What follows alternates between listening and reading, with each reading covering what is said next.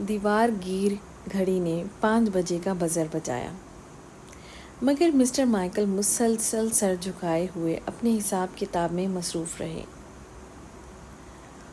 وہ اکثر 5 بجے کے بعد بھی دفتر میں بیٹھے رہتے تھے۔ ان کا کام کچھ ایسا ہی تھا۔ وہ دوسروں کی طرح ٹھیک 5 بجتے ہی اپنی کرسی چھوڑ کر کھڑے نہیں ہو سکتے تھے۔ وہ اکاؤنٹ کلرک تھے۔ اس وقت ان کے سامنے 300 صفحات پر مشتمل کمپنی کے اخراجات کے اعداد و شمار تھے، جن کا ٹوٹل دوسری بار بھی غلط آ رہا تھا۔ میگی کھانے پر انتظار کر رہی ہوگی۔ ایک بار ان کے دل میں اپنی بیوی کا خیال آیا، لیکن وہ دوسرے دن صبح ہی صبح پھر اسی طرح طویل حساب کتاب میں سر کھپانے کے خیال سے بیٹھے رہے۔ ان کے دفتر کے ساتھی ایک ایک کر کے رخصت ہونے لگے۔ گڈ ایوننگ، مسٹر مائیکل اپنے سامنے سے گزرنے والے ہر ساتھی کو خداحافظ کہتے رہے۔ اس بات کا انہیں دیر تک احساس ہی نہیں ہوا کہ ان کے کسی دفتری ساتھی نے ان کے سلام کا جواب تک نہیں دیا ہے۔ مسٹر مائیکل کو اتنا احساس ضرور تھا کہ ان کے ساتھی ان کی محنت کو قدر کی نگاہ سے نہیں دیکھتے، وہ انہیں پاگل سمجھتے ہیں۔ کبھی کبھی مسٹر مائیکل خود کو واقعی پاگل سمجھنے لگتے تھے۔ مسٹر ڈنل مجھے کبھی اوور ٹائم کرنے نہیں دیں گے، وہ اکثر بڑبڑاتے ہوئے خود سے یہ بات کہتے اور ہنس دیتے۔ پھر میں ہی کیوں اتنی دیر تک کام کرتا رہوں، مجھے اوور ٹائم کی کوئی پرواہ نہیں ہے۔ مسٹر مائیکل خود کو مطمئن کرتے، میں ایک محنتی آدمی ہوں، مسٹر ڈنل دل سے میرے کام کی قدر کرتے ہیں۔ مسٹر مائیکل اسی وقت بھی حساب کتاب میں الجھے ہوئے خود کو مطمئن کر رہے تھے کہ قدموں کی آواز پر چونک گئے۔ مسٹر ڈنل اپنے کمرے سے نکل رہے تھے۔ مسٹر مائیکل غیر ارادی طور پر تن کر کھڑے ہو گئے۔ ان کا خیال تھا کہ اس وقت جبکہ دفتر کا چپڑاسی تک رخصت ہو چکا ہے، مسٹر ڈنل انہیں کام میں مصروف دیکھ کر ضرور کچھ نہ کچھ کہیں گے، مگر مسٹر مائیکل کا یہ خیال خام ہی نکلا۔ مسٹر ڈنل اپنے ہونٹ پر پائپ دبائے دھوئیں کے مرغولے فضا میں بکھیرتے ہوئے اس کے سامنے سے گزرتے چلے گئے۔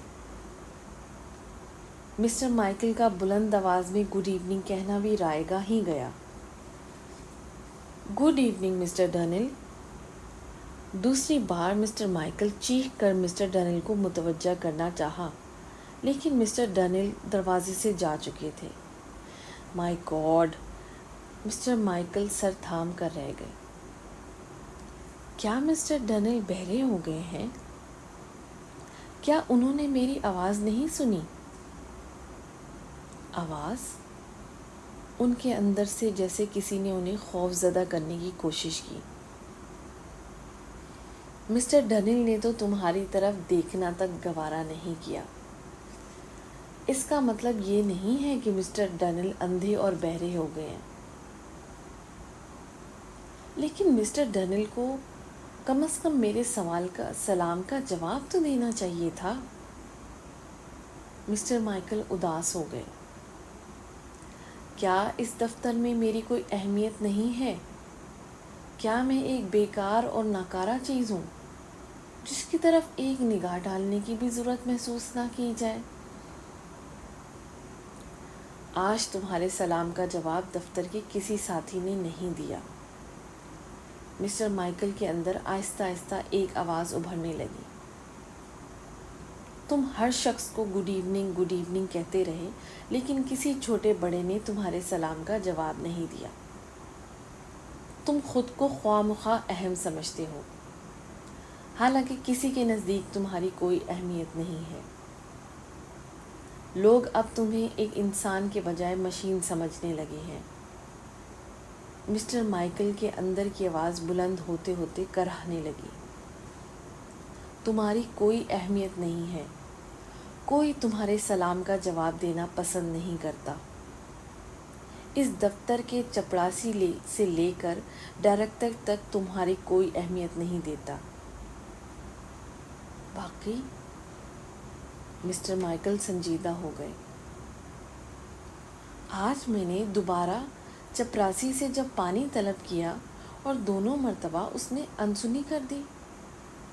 2 بار میں نے مسٹر ڈنل کو سلام کیا، صبح بھی اور اس وقت بھی۔ صبح بھی جب مسٹر ڈنل نے میرے سلام کا کوئی جواب نہیں دیا تھا، اور صبح مسٹر ڈنل کے سلام کا جواب نہ دینے کی وجہ تو سمجھ آتی ہے کہ ہر شخص انہیں سلام کر رہا ہوتا ہے، مگر اس وقت تو دفتر میں میرے اور ان کے علاوہ کوئی بھی نہیں تھا۔ مسٹر مائیکل جوں غور کر رہے تھے، ان کا غصہ بڑھتا چلا گیا۔ مسٹر ڈنل اندھے نہیں ہیں، وہ اپنے اسٹاف کی ایک ایک بات نوٹ کرتے ہیں، وہ بہرے نہیں ہیں۔ انہوں نے میری آواز سنی مگر جواب دینا ضروری نہیں سمجھا۔ مسٹر مائیکل نے شدید غصے کے عالم میں حساب کتاب کے تمام کاغذات میز کی دراز میں ٹھونسے اور باہر کی طرف چل دیے۔ گراؤنڈ۔ لفٹ آپریٹر نے مسٹر مائیکل کے لفٹ میں داخل ہونے پر مختصر سا استفسار کیا۔ ہاں، مسٹر مائیکل نے تلخ ہو کر ہنکاری بھری۔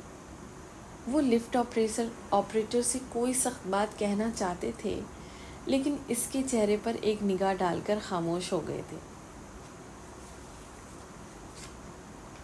لفٹ آپریٹر ایک تو نوجوان خوبصورت دوشیزہ تھی۔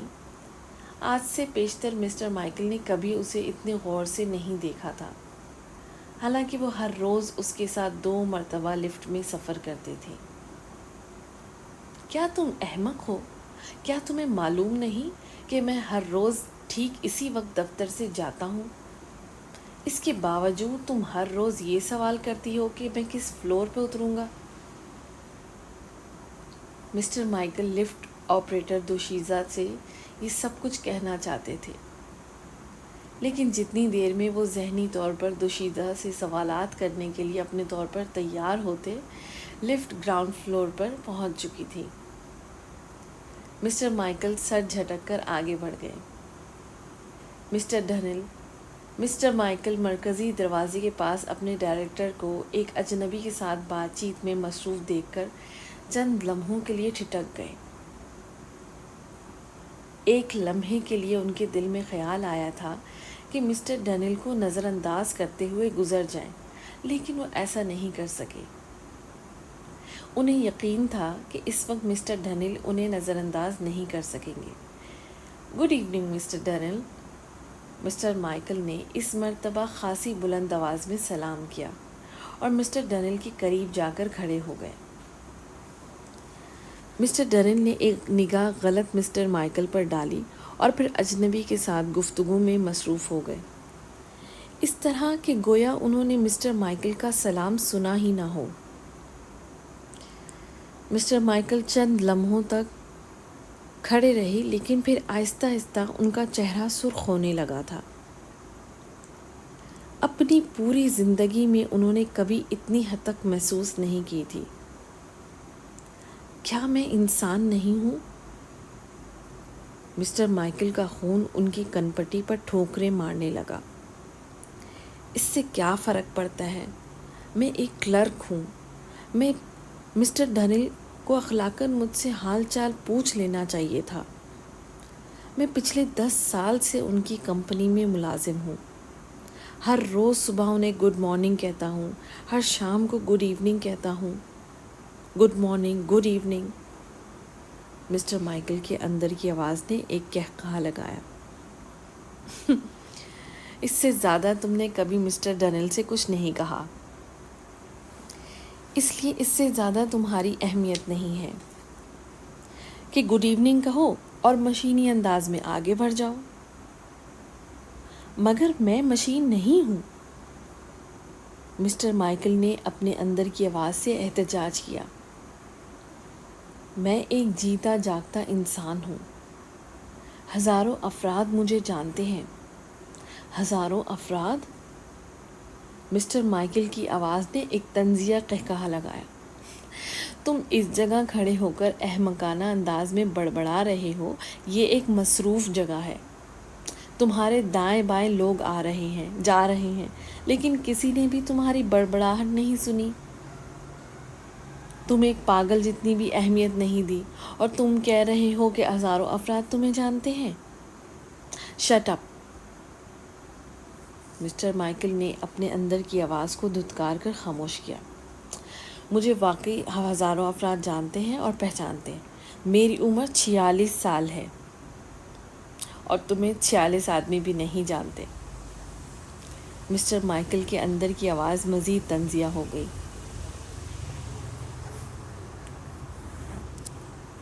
اس غلط فہمی کو دل سے نکال دو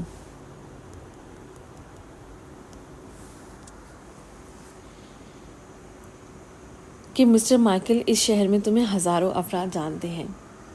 یہ انسانوں کا جنگل ہے، اس جنگل میں ہزاروں مائیکل ہیں۔ اگر تم آج مر جاؤ تو کسی کو بھی نہیں پتہ چلے گا کہ کون سا مائیکل مر گیا۔